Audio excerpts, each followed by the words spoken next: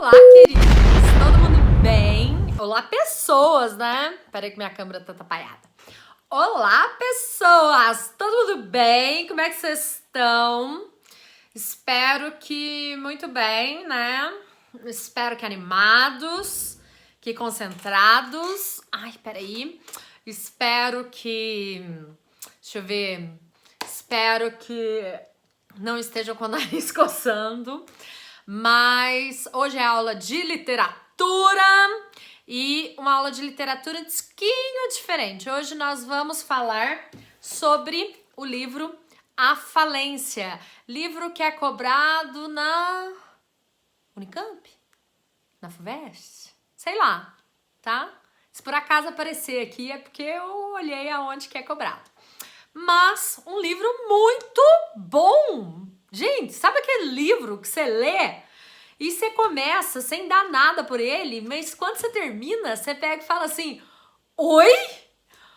Oi, que livro é esse? Ele demora um pouquinho para engrenar, mas quando engrena, você pega e fala assim: Mano, que livro é esse? Gente, eu realmente fiquei apaixonada por esse livro. Nossa, li sem grandes expectativas e... Ó, vou falar, tá? Ele foi escrito por Júlia Lopes de Almeida. Esta moçoila aqui, tá batendo sol. Vou ter que dar uma mudada no meu paranauê de gravação. É porque geralmente eu gravo à tarde. E como ontem eu procrastinei, tipo, ontem eu dormi. Aí hoje eu comecei a gravar cedo, entendeu? Então a minha iluminação tá diferente. Mas vamos que vamos. Esse livro foi escrito por Júlia Lopes de Almeida. Ela é contemporânea de Aloysio de Azevedo, tá? Então ele foi escrito nas duas últimas décadas do século XIX. E ele tem muito do naturalismo na sua escrita. E eu espero que vocês tenham gostado tanto quanto eu. Não vou dar resumo, né? Se leu, leu. Se não leu, fazer o quê?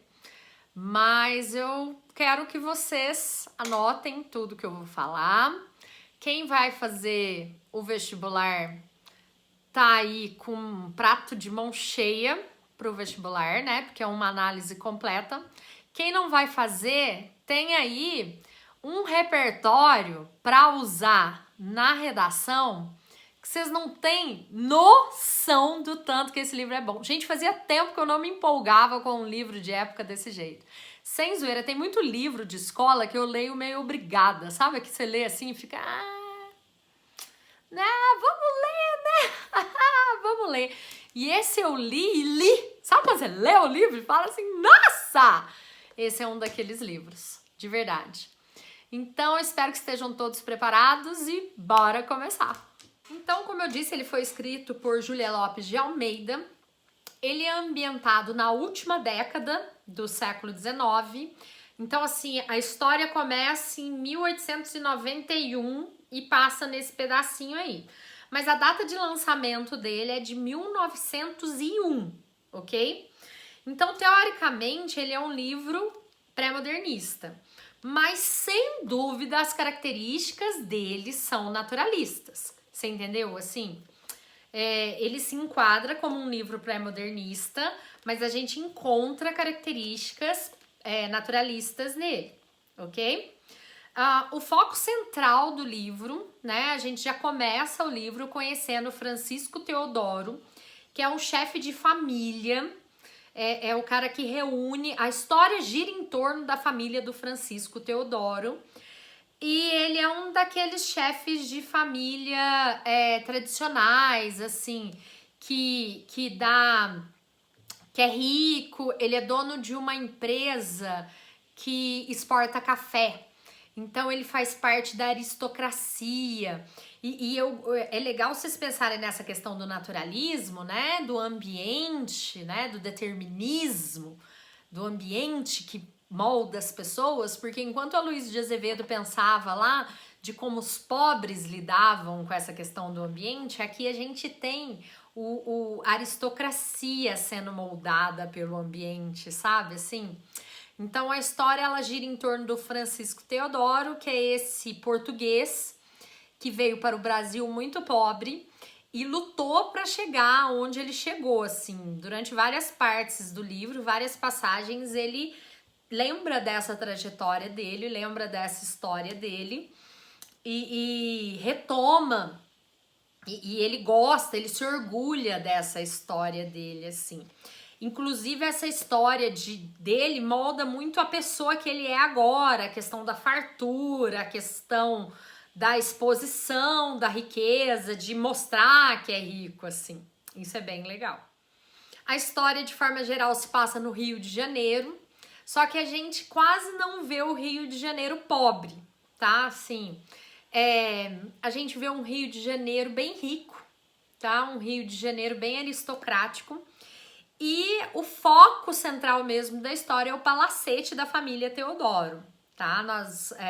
Boa parte da história se passa no palacete da família Teodoro. Logicamente que tem horas, há momentos em que a história vai para outros lugares, vai para o barco do Capitão Rino, vai para o armazém do Francisco Teodoro, vai para a casa das tias, vai para outros lugares, mas assim, 80% da história se passa nesse palacete e é importante entender que o palacete é o ambiente, é a personagem que tem vida.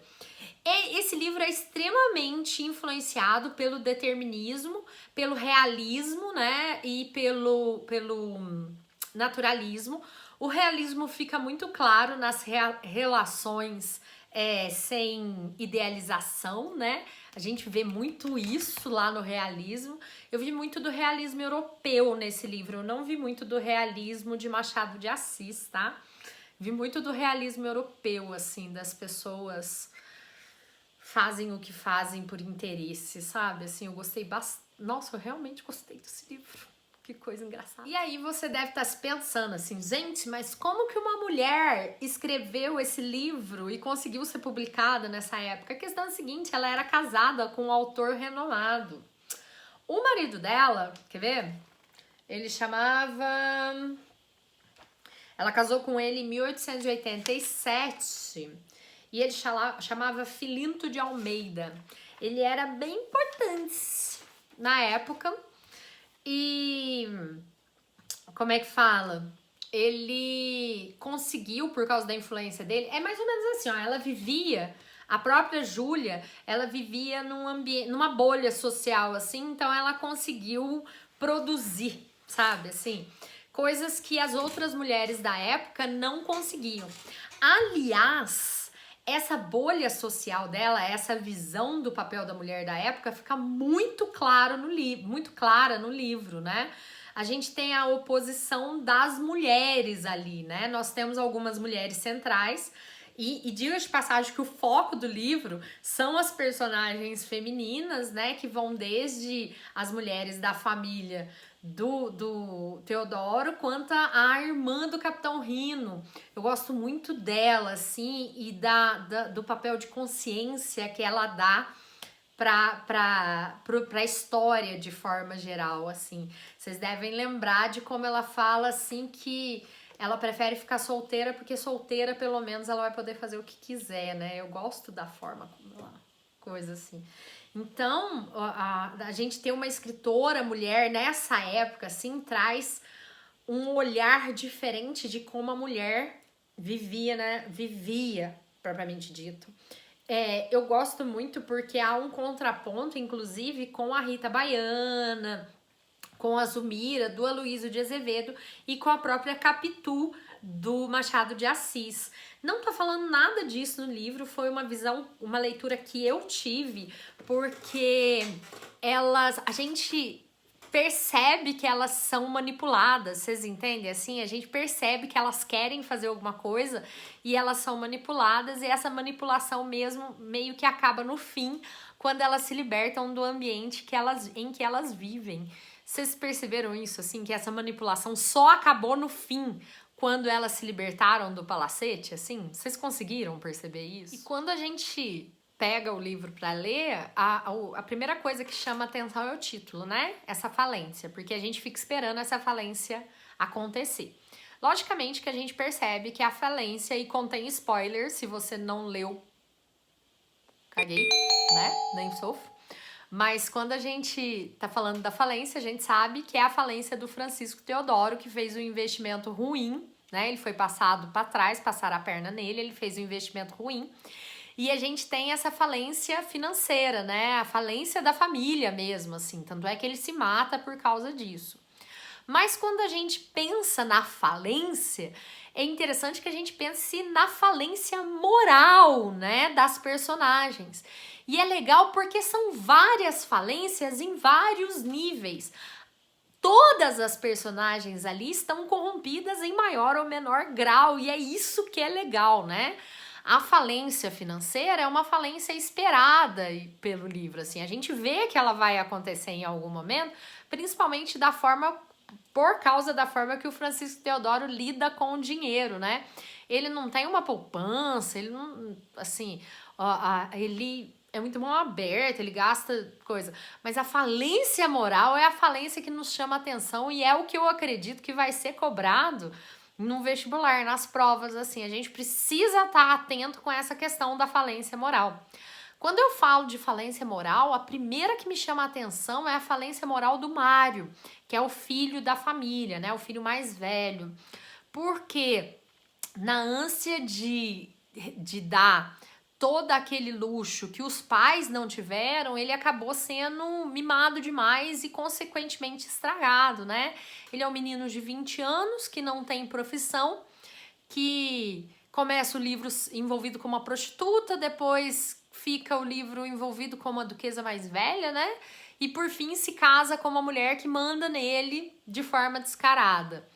Então a primeira falência que a gente tem é essa falência moral do Mário, que quer julgar todo mundo, mas que realmente não tem moral para falar de ninguém, né? Vocês concordam com isso? Assim, me chamou muito a atenção a falência moral dele. E lógico que a gente precisa falar da falência moral da Camila, né, gente? Que é a matriarca dessa família. Que ela é infiel, né? Então a gente tem uma família perfeita, uma família que não é católica demais, mas que vai à missa aos domingos, né? E que a mulher é infiel descaradamente. Todo mundo sabe disso, todo mundo percebeu, só o marido que não. O marido e os filhos mais novos, né? Todo mundo já percebeu. E ela mesmo tem essa falência moral, né? Então, quem é ela para julgar os outros, né? É muito doido porque o Mário fala assim, olha, eu vou largar da cortesã que eu tô se a senhora largar do seu amante. Ela não consegue largar do amante, ela não consegue abandonar essa vida que ela vive. E ela tem nojo do marido, mas ao mesmo tempo ela depende do marido para manter o nome e a vida que ela vive. Então, peraí, né? É muito doido. Pra mim, a história ficou muito parecida com Madame Bovary. Vocês conhecem? Ficou muito, muito parecido com Madame Bovary. Pra quem não conhece, tem um filme no Netflix que é chatérrimo, mas que conta, é mais fácil que vocês lerem um livro, mas que conta bem essa história. E a história da Camila, pra mim, ficou muito com cara da Madame Bovary, assim. E pra mim é a grande falência moral dessa história, a infidelidade feminina, que é uma infidelidade descarada. E é interessante que o Capitão Rino é apaixonadíssimo por ela também. É uma mulher que desperta amores e que todo mundo quer ficar com ela, né? Assim, ela sabe desse poder dela. Ela sabe que ela é assim. E aí?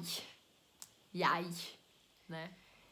E a Camila, que seria essa mulher que tem a força para ter um caso, ela é uma mulher fraca em contraponto, porque ela não consegue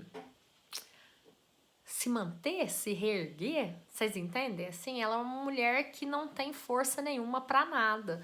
Tanto é que quando eles perdem tudo com o suicídio do Francisco, quem consegue organizar tudo e mantê-los vivos e comendo é a Nina, a filha do irmão complicado da Camila, né? Quem consegue manter a família unida, quem consegue sustentar a família é a Nina, né? Que acaba se tornando a grande força motriz, que era aquela que ninguém dava atenção, que era aquela que todo mundo achava que era enjeitada, que era aquela que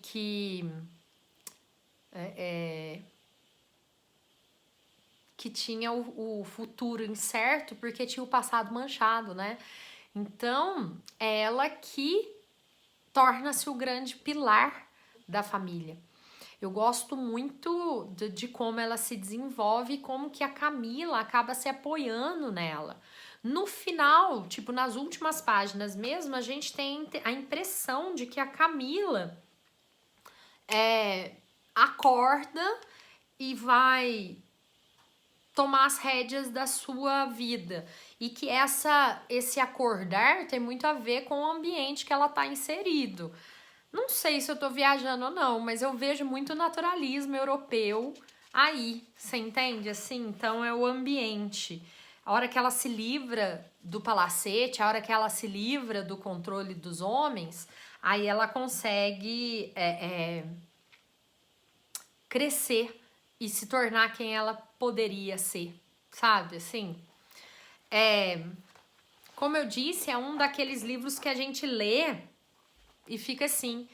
Eu não vou falar que é um livro feminista, mas ele é um livro que denuncia o papel da mulher na sociedade durante as últimas décadas, né, do século XIX e o início do século XX. Eu não vou falar que ele é um livro feminista porque ele não tem uma causa, tá? Ele não tem causa, mas há essa denúncia, né? Ele é um livro naturalista, porque há o determinismo, né? O ambiente molda as pessoas. Diferentemente de Aloysio de Azevedo, nós temos um ambiente mais aristocrático, né? Então, é interessante a gente ter esse contraponto. E ele é realista porque a gente tem todos os lamentos, né? O Dr. Gervásio, por exemplo, quando ele renega a Camila. Se a gente não tivesse um livro realista, a gente sabe que os dois ficariam juntos e poderiam viver esse amor, e isso não rola, né, meus amores? Eles não ficam juntos porque o Dr. Gervásio já é casado, ele é um cafajeste que tava enrolando a Camila, né? Então, aquele tipo de coisa. O próprio Mário, quando se casa por interesse, né, e se torna um escravo da mulher, por assim dizer, ele faz tudo que a mulher manda. Então, assim, é um daqueles livros que a gente lê, e eu tô olhando aqui, porque eu tô com o livro aqui, assim, um daqueles livros que a gente lê e fica assim, meu Deus! E a parte mais legal, assim, é um livro simples de se ler, com uma linguagem extremamente simples, uma linguagem leve. A versão que eu li não é adaptada, tá? É a versão que foi escrita mesmo. Eu li essa versão aqui, ó. Ela custou R$20, eu comprei numa dessas feiras ambulantes, assim. Eu comprei na rodoviária de São Paulo, mas os meus alunos compraram aqui na cidade mesmo, né? Muitos de vocês compraram aqui na cidade mesmo. É a versão mesmo. Só o primeiro capítulo que é um pouco difícil de se ler, o resto é bem tranquilo, tá? Só uma coisa que me chamou atenção nesse livro e enquanto eu tava folheando aqui me chamou atenção. É até interessante que a Júlia, ela mostra como que os trabalhadores, a classe burguesa, eles tinham um certo ranço, e eu vou usar uma palavra atual, com a classe intelectual. Algo que se mantém até os dias atuais, né, gente? Os intelectuais não têm uma boa um bom relacionamento com os intelectuais, né? A classe trabalhadora não lida bem com os intelectuais, muito por causa da soberba dos intelectuais, né? E isso fica claro, tá aqui na página 14 da minha versão, assim. A verdade é que tinham todos eles um soberano desprezo pelas classes intelectuais. Então, tipo assim, é interessante como é que a Júlia conseguiu mostrar direitinho como é que as classes, os grupos sociais viviam. E é isso, meus amores. Qualquer dúvida eu estou à disposição. Espero que vocês tenham gostado. Eu acho que o que vai ser pegado aqui da prova é a questão da falência moral, relação com o realismo e o naturalismo, questões de determinismo. E é isso, meus amores. Beijo pra vocês. Qualquer dúvida eu tô à disposição. Beijão da titia Thaís.